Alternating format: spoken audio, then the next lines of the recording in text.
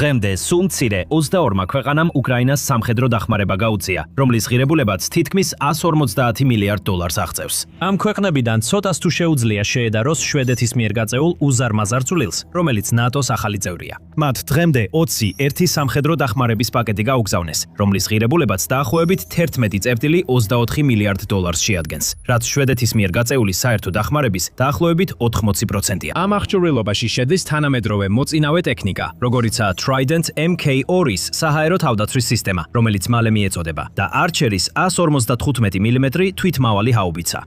მაგრამ ასევე შედის ძველი აღჭურვილობაც, რათა უკრაინის არსენალში არსებული ხარვეზები შეივსოს და მათ შორის ერთ-ერთი ყველაზე გამოსადეგი უკვე 60 წელზე მეტია რაც არსებობს. Panzerbandwagen 302, ანუ PBV 302 ჯავშან ტრანსპორტიორი, ან უბრალოდ APC, თუ მისი სრული სახელის გამოყენება არ გსურთ.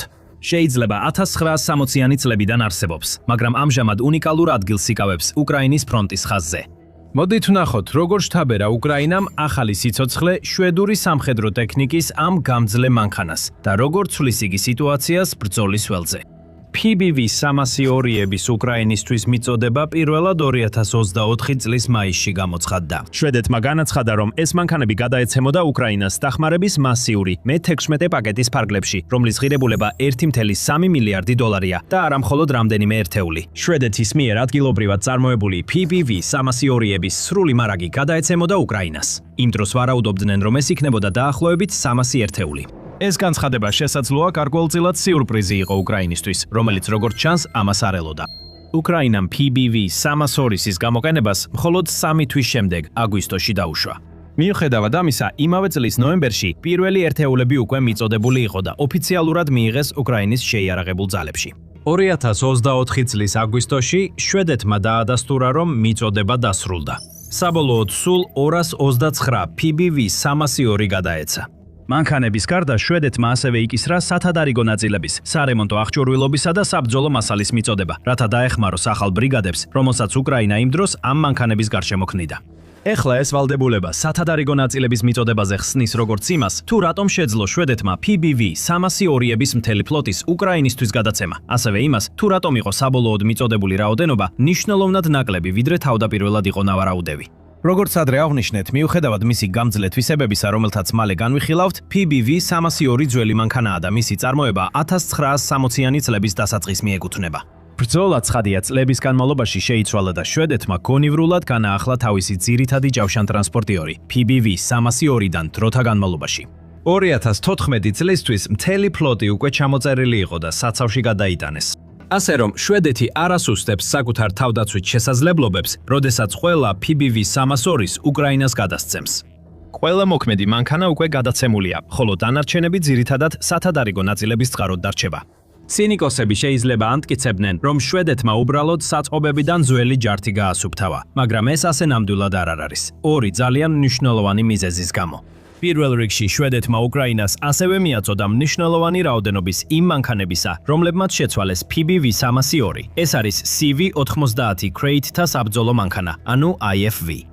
უფრო ზუსტად რომ თქვათ, ცნობილია, რომ შვედეთმა 2023 წელს ამ ძლიერი მანქანის CV-9040C ვერსიის მინიმუმ 50 ერთეული მიაწოდა. CV-90 მანქანების ოჯახი, სადაც CV-90 ნიშნავს საბრძოლო მანქანა, 90 შექმნილია როგორც მაღალი მანევრულობისა და კარგად დაცული მანქანები, მრავალფუნქციური შესაძლებლობებით, მათ შორის დაზვერვისთვის, ქვეითთა საბრძოლო მოქმედებებისთვის და მხარდაჭერისთვის.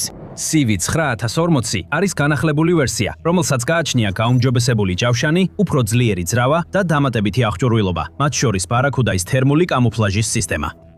ასე რომ, შვედეთს ნამდვილად ვერ დაადანაშაულებ იმაში, რომ უბრალოდ თავის ძველ ნაგავს აგდებს უკრაინაში. აშკარად აწვდის ყველაფერ თანამედროვე ტექნიკას, რისი გამოყოფაც შეუძლია. მეორეც, უკრაინის თვალსაზრისით ასაკი მნიშვნელობას არ აქვს. თუ მუშაობს, გამოგზავნეთ, რაც მეტი, მით უკეთესი. ომის დაწყებისას უკრაინა პრაქტიკულად ყველა სახის იარაღში მნიშვნელოვნად ჩამორჩებოდა რუსეთს რაოდენობით. განსაკუთრებით დიდი განსხვავება იყო ჯავშან ტექნიკის, ანუ საბრძოლო ჯავშან მანქანების მხრივ, რომელშიც შედის როგორც ჯავშან მანქანები APC, ასევე ქვეითთა საბრძოლო მანქანები IFV. 2022 წლის თებერვალში შეფასებით რუსეთს ყავდა 15800-დან 27000-მდე საბრძოლო ჯავშან მანქანა, ხოლო უკრაინას 3300-დან 8500-მდე. რა თქმა უნდა, ეს შეფასებები საკმაოდ განსხვავდება ერთმანეთისგან. ომის ბუნდოვანებაში ციფრები ხშირად ასეა, მაგრამ რომელი მონაცემიც არ უნდა იყოს სწორი, სხვაობა მაინც მნიშვნელოვანია. გარდა ამისა, გულახდილად რომ თქვათ, უკრაინის ჯავშან მანქანების უმეტესობა საკმაოდ მოძველებული იყო. უკრაინის კრეითთა საბრძოლო მანქანების ფლოტში ძირითადად საბჭოთა პერიოდის MPP-1 და MPP-2 მოდელები ჭარბობდა. MP-1 პირველად 1966 წელს შევიდა ექსპლუატაციაში, ხოლო MP-2 1980 წელს გამოჩნდა. რაც შეეხება მისი ჯავშან მანქანებს, ყველაზე მრავალრიცხოვანი უკრაინის შეიარაღებულ ძალებში იმ დროს იყო 8x8 ბორბლებიანი B380-ები. კიდევ ერთი საბჭოთა კავშირისგან გადმოცემული ტექნიკა უკრაინის სამსახურში. B380 პირველად 1985 წელს შევიდა ექსპლუატაციაში. უკრაინა ასევე იყენებდა BTR-80-ის რამდენიმე წინამორბედს, BTR-60-ის და BTR-70-ის, რომლებიც ექსპლუატაციაში შევიდა შესაბამისად 1960-იანი და 1970-იანი წლების დასაწყისში. ეხლა ეს არ ნიშნავს, რომ უკრაინა ბრძოლაში მხოლოდ მოძველებული ჯავშან ტექნიკით შევიდა. უკრაინის შიდა წარმოების BTR-3 და BTR-4 ბუცეფალ 8x8 ბორბლებიანი ჯავშან ტრანსპორტიორები ექსპლუატაციაში შევიდა 2000-იანი წლების დასაწყისში, ხოლო მისი 4x4 ნოვატორი სულ ახლახან 2017 წელს წარადგინეს. თავარი ისაა, რომ ომის დაწყებისას უკრაინა უკვე კარგად იყო მიჩვეული ძველი და თანამედროვე ტექნიკის კომბინაციით მუშაობას. სინამდვილეში ომამდე წარმატებული უკრაინული თავდაცვის ექსპორტის ინდუსტრია დიდ მოგებას იღებდა ძველი საბჭოთა მარაგების განახლებითა და მოდერნიზაციით, რათა ისინი თანამედროვე ომისთვის შესაფერის ტექნიკად ექციათ. ომის განმავლობაში უკრაინაში რუსული ჯავშან ტექნიკის მარაგები სრულიად განადგურდა. 2026 წლის პირველი კვარტლის ბოლოსთვის დაახლოებით 9500 ერთეული საბრძოლო ჯავშან ტექნიკა იყო დაზიანებული ან განადგურებული. ასევე დიდი რაოდენობით თითქმის ყველა სხვა კლასის სამხედრო ტექნიკა. მაგრამ უკრაინამაც მნიშვნელოვანი დანაკარგები განიცადა, განსაკუთრებით მას შემდეგ, რაც რუსებმა ასევე დაიწყეს თამაშის წესების შემცვლელი FPV დრონების გამოყენება და ამ მხრივ უკრაინელებს გაუთანაბრდნენ. ნიშნულობა არ აქვს, საიდან მოდის ჯავშან ტექნიკა, ან რამდენად კარგად არის ის დამზადებული. გვიან თუ ადრე გამოცდილი FPV ოპერატორები პოულობენ სუსტ წერტილებს და ანეიტრალებენ მათ. შედეგად, უკრაინამ გახსნა კარი ყველა სახის ჯავშან ტექნიკისთვის დონორებისგან და უკრაინის პარტნიორებმა დააკმაყოფილეს ეს მოთხოვნა. ომის განმავლობაში სხვადასხვა ქვეყნებიდან მრავალფეროვანი ჯავშან ტექნიკა ჩამოვიდა და კვლავაც ჩამოდის. ზემოხსენებული შვედური CV-90-ების გარდა, კანადიდან მინიმუმ 2000 Rochelle სენატორი, 300 M2A2 ODS SA, Bradley Quaid-თა საბრძოლო მანქანა და 20 M1 Abrams-ი ASS-ში. 280 ვაბი საფრანგეთიდან, 110 Marder 183 გერმანიიდან, 26 Patriot AMV XP ფინეთიდან და ლატვიიდან. და ასობით ამერიკული წარმოების MS-13 უკვე ჩაერთო უკრაინის ბრძოლაში, სხვებთან ერთად. უკრაინის უკვე არსებულ ფლოტთან ერთად უცხოური მანქანებიც ასაკით მერყეობს თანამედროვე პერიოდიდან ცივი ომის ადრეულ ეპოქამდე. Rochelle-ის სენატორები ამ ჯგუფში ყველაზე ახლად შეყვანილი მანქანებია, რომლებიც 2018 წელს შევიდა ექსპლუატაციაში. Patria AMV 8x8 ბორბლებიანი ჯავშან ტექნიკის მოდულური მანქანა ექსპლუატაციაში შევიდა 2004 წელს, ხოლო უფრო განვითარებული XP ვერსია კიდევ უფრო გვიან შეიქმნა. CV9 1040 პირველად გამოჩნდა 1993 წელს, Marderis 183 ვერსია 1988 წელს, M2 Bradley 1991 წელს, VAB 1969 წელს, ხოლო ლეგენდარული EMAS 113 1971 წელს. ასე რომ PBV 302-ის ასაკი განსაკუთრებულად თვალშისაცემი არ არის. უკრაინა ხშირად იყენებს თავისი 1970-იანი წლების მინიმუმ 3 თანამედროვე მანქანას, BMP-1-ის, BMP-2-ის და EMAS 113-ს. საკითხავია, როგორ შეედრება PBV 302 ამ მანქანებს, რას ამბობენ უკრაინელი სამხედროები, რომლებიც მას იყენებენ. მართალია, ცოტა უსამართლოა მათი შესაძლებლობების შედარება თანამედროვე საბრძოლო მანქანებთან, როგორიცაა CV-90 და Bradley. ეს დაახლოებით ისეთივეა, როგორც მესამე და მეხუთე თაობის თვითმფრინავების, ან dial-up და broadband ინტერნეტის შედარება. მაგრამ შეგვიძლია შევადაროთ ისინი 1960-იანი წლების ანალოგებს, განსაკუთრებით BMP-ს. ეს იმიტომ, რომ MS-13 ტექნიკურად არის ჯავშან ტრანსპორტიორი, ხოლო დანარჩენები ითვლებიან კრეითთა საბრძოლო მანქანებად. რა განსხვავებაა? ჯავშან ტრანსპორტიორი ძირითადად შექმნილია ქვეითების უსაფრთხოდ გადასაყვანად ბრძოლის ველზე. ის ჩვეულებრივ უზრუნველყოფს დაცვას მსუბუქი ცეცხლსასროლი იარაღისა და ნამსხვრევებისგან, მაგრამ აქვს შეზღუდული ცეცხლის ძალა, ძირითადად ტყვიან ფქვევის სახით. სხვა მხრივ, ქვეითთა საბრძოლო მანქანა შექმნილია საბრძოლველად, ქვეითების უსაფრთხოდ გადასაყვანად ბრძოლის ველზე და მათ საშუალებას აძლევს იბრძოლონ მანქანის შიგნიდან. ის ჩვეულებრივ აღჭურვილია უფრო მძიმე შეიარაღებით, როგორიცაა ავტომატური ქვემეხები და ტანკსაწინააღმდეგო მართვადი რაკეტები, ასევე უკეთესი ჯავშნით ვიდრე ჯარისკაცთა სატრანსპორტო მანქანები. PBV-302 სპეციალურად ქვეითთა საბრძოლო მანქანად იყო შექმნილი. როდესაც მანქანა პირველად შეუკვეთეს მწარმოებლებს ჰაგლუნდსა და სონორს, განისაზღვრა, რომ ეკიპაჟს უნდა შეძლებოდა ეფექტურად ებრძოლა მანქანიდან მტრის ქვეითების, ჯავშან ტექნიკისა და ნელი თვითმფრინავების წინააღმდეგ. თუმცა, როგორც ცოტა მოგვიანებით ვნახავთ, უკრაინელები მას ძირითადად როგორც ჯავშან ტრანსპორტიორს იყენებენ და ამისთვის ძალიან კარგი მიზეზები აქვთ. ეხლა არ დაგავიწყდეთ არხზე გამოწერა, თუ თქვენთვის საინტერესოა სამხედრო სიახლეები და სამხედრო საკითხების სიღრმისეული ანალიზი. სწორედ ამაში ვართ სპეციალიზებული, აქ, The Military Show-ზე. ასე რომ დააწყაპუნეთ გამოწერის ღილაკზე, რომ არაფერი გამოგრჩეთ. ეხლა PBV-302-ის სერიული წარმოება ერნსტვიკის ქალაქში 1966 წელს დაიწყო და გაგრძელდა 1971 წლის დეკემბრამდე. სულ 644 ერთეული დამზადდა. საოცარია, რომ შვედებმა მოახერხეს მათი წარმოება თითოეულზე დაახლოებით 233,000 კრონად, რაც იმ დროისთვის $50,000-ზე ნაკლები იყო. ეს დღევანდელი ინფლაციითაც საკმაოდ იაფია, რაც დაახლოებით $430,000 შეადგენს. დაბალი ღირებულება მიღწეული იყო სრულად განვითარებული სამოქალაქო Penta THD 100B 280 ცხენის ძალიანი ძრავებისა და Penta R60 გადაცემათა კოლოფების გამოყენებით, რომლებიც შვედური საავტომობილო გიგანტი Volvo-სგან იყო მიღებული. ასევე შეარჩიეს შასის ერთეულები, რომლებიც უკვე დიდი რაოდენობით იწარმოებოდა უცხოური მსუბუქი საბრძოლო მანქანებისთვის. მაგრამ ნუ მოგატყუებთ ეს დაბალი ღირებულება და პრაქტიკული ნაწილების შერჩევა, რომ იფიქროთ თითქოს შვედებმა ხარისხზე დაზოგეს PBV-302-ზე. 23 მმ-იანი სისქის, სრულად შედუღებული ფოლადის ჯავშანი და ორმაგი გვერდითი ჯავშნის ფირფიტები იცავდა ქვეითებს მსუბუქი ცეცხლსასროლი იარავისა და დაბალი სიმძლავრის 20 მმ-მდე კალიბრის იარაღისგან. იმ დროს ეს უკეთესი დაცვა იყო, ვიდრე MS-11-3-ისა და FV-433-ს მის მთავარ კონკურენტებს ჰქონდათ. ეს დღესაც ასეა. და ეს ასევე უკეთესი დაცვაა, ვიდრე BMP-1-სა და BMP-2-ს აქვს. თუმცა ყველა ეს მანქანა დაუცველია 20 მზე დიდი კალიბრის ჭურვების, RPG-ების, ATGM-ების და იმ მარადიული მფრინავი მავნებლების, FPV დრონების მიმართ. ამ დრონების გავრცელებამ გამოიწვია ის, რომ პრაქტიკულად სუიციდია ჯავშან ტექნიკის გაგზავნა არსებულ დაცვაზე სპეციალური ანტიდრონული დაცვის დამატების გარეშე. და უკრაინული PBV-302-ებიც არ არის გამონაკლისი. კადრებში ჩანს, რომ ორიგინალ ჯავშანზე დამაგრებულია გისოსები, კამუფლაჟის ბადეები და ანტიდრონული მილების კონსტრუქციები. ამის მიუხედავად, უკრაინელები ამბობენ, რომ სადაოა რამდენად ეფექტურია ეს დამატებითი დაცვა. მათივე თქმით, გამოცდილი FPV დრონების ოპერატორები საბოლოოდ მაინც პოულობენ სუსტ ადგილებს. მათივე თქმით, სწორედ PBV-302-ის ჯავშანი ქმნის განსხვავებას BMP-სთან შედარებით. ის იცავს ყველაზე მთავარს, ეკიპაჟის სიცოცხლეს, რომლებიც როგორც წესი, ახერხებენ მანქანიდან განქანიდან გამოსვლას მანამდე, სანამ ის განადგურდება. მაგრამ გაუმჯობესებული დაცვა ერთადერთი მიზეზი არ არის, რის გამოც უკრაინული ძალები ამბობენ, რომ PBV-302 სჯობს საბჭოთა BMP-ებს. საბრძოლო მანქანის ერთ-ერთი ყველაზე მნიშვნელოვანი ასპექტია, რამდენად მარტივია მისი მართვა. უკრაინული ძალები იუცვებიან, რომ ამ მხრივ PBV-302 აშკარად სჯობს BMP-ს. ეკიპაჟის წევრის საბრძოლო სახელით ბასილი თქმით, მისი მართვა საკმაოდ მარტივია.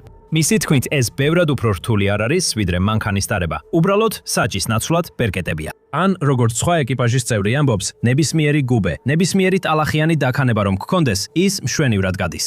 უკრაინელები ასევე ამბობენ, რომ PBV-302-ის შეუძლია დაბრკოლებები მარტივად გადალახოს მესამე ან მეოთხე გადაცემაში, ისე რომ სიჩქარესაც კი არ ამცირებს. შეადარეთ ეს BMP-ებს, სადაც უკრაინელი ეკიპაჟის წევრები ამბობენ, რომ როცა გადაცემა გაიჭედება, რაც საკმაოდ ხშირია, უნდა ებრძოლო, რომ გამოაცალო. ეს იდეალურისგან ძალიან შორსაა, როცა ბრძოლის ველზე RPG-ები, არტილერია და დრონები გდევნიან. მართალია, კიდევ ერთი პოტენციურად მნიშვნელოვანი ასპექტი ჯავშან ტექნიკისთვის, სადაც შვედებმა როგორც ჩანს, ბევრად მეტი ყურადღება გამოიჩინეს ვიდრე საბჭოთაებმა, არის შეკეთების სიმარტივე. ჯავშან ტექნიკა რთული მანქანებია, რომლებიც უნდა მუშაობდნენ მრავალფეროვან და დაუნდობელ-რედობელ რელიეფზე, როგორიც უკრაინაშია. ისინი ფუჭდებიან და როცა ეს ხდება, რაც უფრო მეტ დროს სჭირდება მათ შეკეთებას, მით უფრო იზრდება მათი აღმოჩენის და განადგურების რისკი. უკრაინული ძალები ამბობენ, რომ BMP-ებისგან განსხვავებით, ძრავის შესამოწმებლად ან მის მოსავლელად მანქანიდან გამოსვლაც კი არ გჭირდება. მძღოლის კუბას თქმით, ყველაფერი კაბინიდან არის ხელმისაწვდომი. BMP-თან შედარებით, იქ სტარტერის მოსახსნელად ნახევარი ძრავი უნდა დაგეშალა.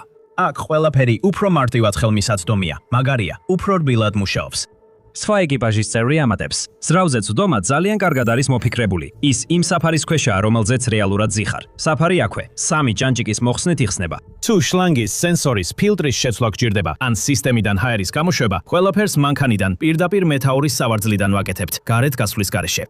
უკრაინელი მძღოლები ამბობენ, რომ PB302-ისთვის მუხლუხოს ჩამოგდება გაცილებით რთულია. ეს არის გავრცელებული გაუმართავობა მუხლუხებიან მანქანებში, როდესაც წამყვანი ვარსკვლავები მუხლუხთან სწორებას კარგავენ და ხშირად არასწორი დაჭიმულობის გამო ხდება. როგორც ერთი მძღოლი აღნიშნავს, შვედური მანქანის უპირატესობა ისაა, რომ მუხლუხების დაჭიმვა პირდაპირ მძღოლის კაბინიდან შეიძლება. შეგვიძლია მათი დაჭიმვა ან მოდუნება იმ სიტუაციის მიხედვით, რომელშიც ვიმყოფებით. მუხლუხის დაჭიმულობის რეგულირების ეს შესაძლებლობა ასევე ამარტივებს სხვადასხვა გზის საფარზე ადაპტაციას, რაც აუცილებელია გრძელვადიანი და სტაბილური მუშაობისთვის. როგორც ერთ-ერთი უკრაინელი ეკიპაჟის წევრი ამბობს, საწვრთნელ ბაზაზე მასზე სერიოზული რაოდენობის კილომეტრები გავიარეთ. ერთხელაც კი მუხლუხიდან ფირფიტა არ ჩამოცვენილა. ჩვენს BMP-ებთან შედარებით მას მუხლუხი ძალიან ძნელად უვარდება. კიდევ ერთი მნიშვნელოვანი სფერო, სადაც PBV302 BMP-ებს ჯობნის, არის შიდა დიზაინი. ეკიპაჟისა და მგზავრების კომფორტი რუსი ჯავშანტექნიკის კონსტრუქტორებისთვის არასდროს ყოფილა მთავარი პრიორიტეტი და MBP-s ოჯახი ნამდვილად არ არის გამონაკლისი. შვედებს კი როგორც დასავლეთის უმეტეს კონსტრუქტორს, როგორც ჩანს ამ საკითხზე გაცილებით მეტი ყურადღება დაუთმიათ. PBV302 შეუძლია 3 ეკიპაჟის წევრის გადაყვანა: მძღოლი, სროლელი და მეთაური. მძღოლის კაბინა ცენტრალურადაა განთავსებული წინა ნაწილში. მის გვერდით კი მეთაურისა და მსროლელის ადგილებია. იმ ფაქტმა, რომ ძრავა და გადაცემათა კოლოფი იატაკის ქვეშაა განთავსებული, ინტერიერის ოპტიმალური განლაგება უზრუნველყო და საშუალებას აძლევს, რომ გადაყვანილ იქნას 8 მგზავრი. ეს იგივეა, რაც BMP-1-ში და 1-11 მგზავრია, ვიდრე BMP-2-ში. მაგრამ უკრაინელების თქმით, შვედური მანქანა ბევრად უფრო კომფორტულია, თუნდაც ჯარისკაცებისთვის ჯავშანჟილეტით. PBV302-ს აქვს 8 ადგილი დესანტისთვის, ასევე სათავსო, სადაც ჯარისკაცებს შეუძლიათ შეინახონ იარაღი, დამატებითი ვაზნები ან ულუფები.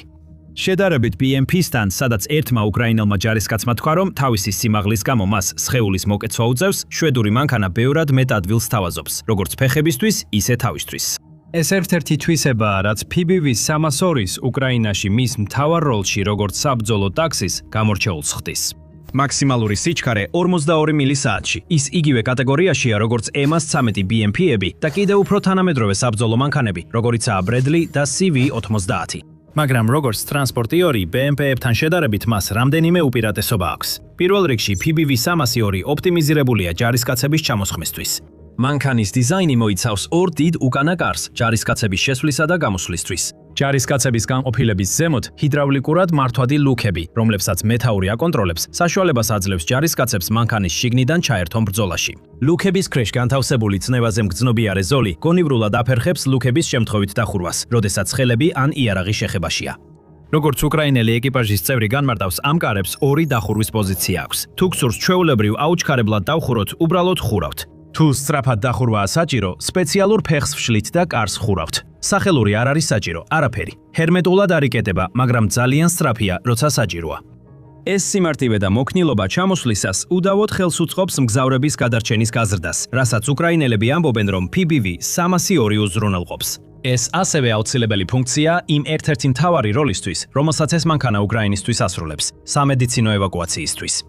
სხვადასხვა BMP-ს და უმეტეს სხვა საბრძოლო მანქანებისგან განსხვავებით, სტანდარტული PBV302 სპეციალური მოდიფიკაციების გარეშე იყო შექმნილი სამედიცინო ევაკუაციის ეფექტურად განსახორციელებლად. რა თქმა უნდა, PBV302-ს რამდენიმე ვარიანტი და განახლებული ვერსია შეიქმნა, მათ შორის 302A, B და C საბრძოლო მანქანის ვარიანტები. Strip BV 3021, სამეთაურო ფუნქციის ვარიანტი, EPBV 3022, საარტილერიო თაგვირვების ვარიანტი და სპეციალიზებული სამედიცინო ევაკუაციის ვარიანტი. მისი მძიმე დასახელებით JU-KT-PPBV 3026.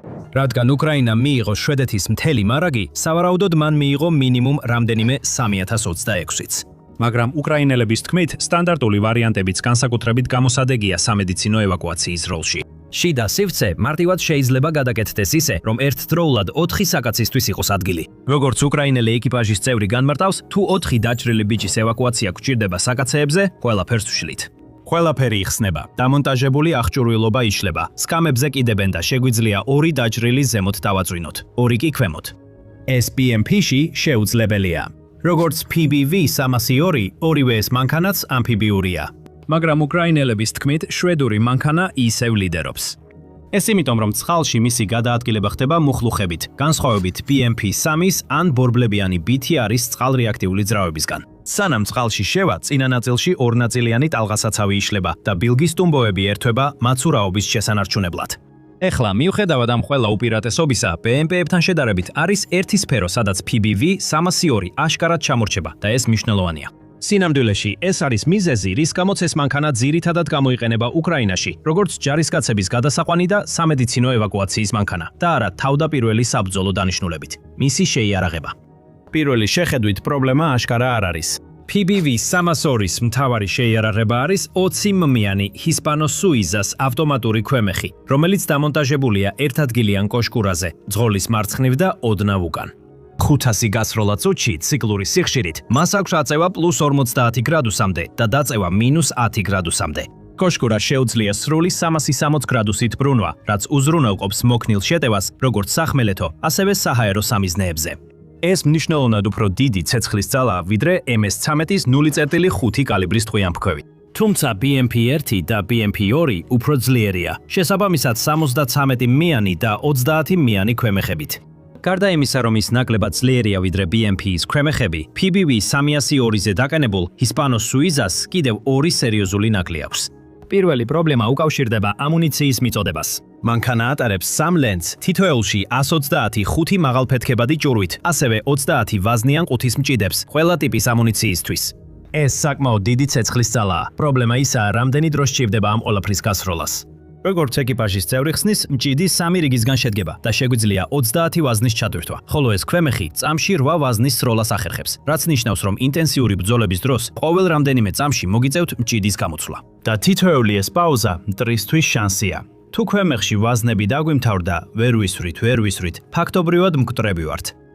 შედარებისთვის ბრედლისა და MBP-2-ის ამუნიცია და ასობით ვაზნის ლენტა აქვს, რაც ბევრად უფრო ხანგრძლივი უწყვეტი სროლის საშუალებას იძლევა. სუსტად ასეთი პრობლემურია ის ფაქტიც, რომ ქვემეხს სტაბილიზატორი არ აქვს, ამიტომ მოძრაობისას ვერ ისვრის. როგორც ერთმა უკრაინელმა მსროლელმა თქვა, მოძრაობისას ქაოსია. ვაზნები არსად მიდის.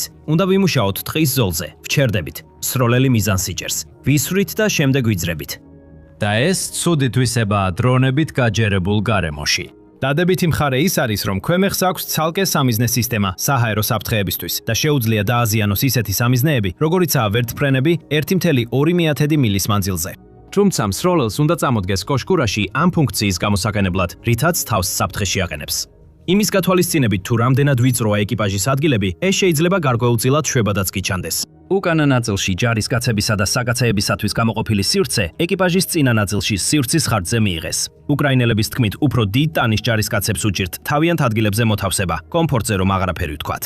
ყველაფრის გათვალისწინებით, PBV-302 იდეალური კრეიდთა საბრძოლო მანქანა არ არის. მას უბრალოდ არ ყოფნის საკმარისი ცეცხლის ძალა თანამედროვე ბრძოლის ველისთვის. მას ასევე არ აქვს თანამედროვე ოპტიკა, სიტუაციური ცნობიერება და დაცვის ის დონე, რასაც დასავლეთის თანამედროვე ქვეითთა საბრძოლო მანქანები, მაგალითად CV-90 უზრუნველყოფენ. ის უფრო საბრძოლო ველის თაქსის ფუნქციას ასრულებს და სწორედ ასე იყენებს მას უკრაინა. ბედნიერები არიან უკრაინელები, რომ ეს შვედური ძველი მანქანები აქვთ. რა თქმა უნდა. როგორც ეკიპაჟის წევრი აჯამებს, კარგი მანქანა, ცუდი არაფერი მაქვს სათქმელი. რა თქმა უნდა აქვს თავისი თავისებურებები, მაგრამ ასეთი ასაკის ტექნიკა ჯერ კიდევ მუშაობს და საქმეს აკეთებს.